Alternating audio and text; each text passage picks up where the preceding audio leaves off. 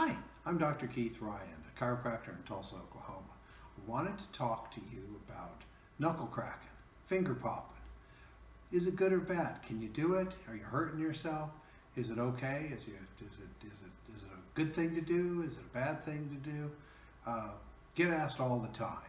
And really the simple answer to it is, for the most part, knuckle cracking, finger popping is an okay thing to do. Now, there's some caveats to that. Now, do I want to crack my knuckles 400 times a day? No, that's probably going to give you problems. Is it okay to crack your knuckles once or twice a day? Yeah. And then you have to ask yourself, why are you cracking your knuckles? Are you cracking your knuckles because it's fun to do? Are you cracking your knuckles because you like hearing the pop?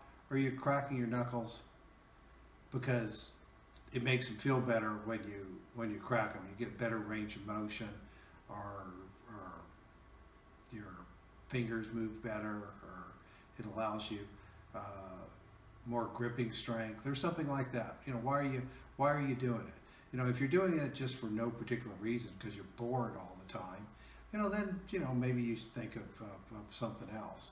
But as to whether it's going to hurt you, probably not if you do it within reason. Now people ask me, hey, I'm a chiropractor. Do I crack my knuckles? And I don't. And I just never feel the desire or the need to have to come and crack my knuckles. I don't have a particular problem with any of the joints, so I leave them alone. Could I pop them? Oh yeah, but again, I don't have any problem. I have full range of motion with my fingers. They don't give me any issues, so I don't mess with them. So that's kind of my answer to you on whether it's okay to pop your knuckles, crack your fingers, that sort of thing. If you do it within reason, yeah, you're in good shape. Thanks so much.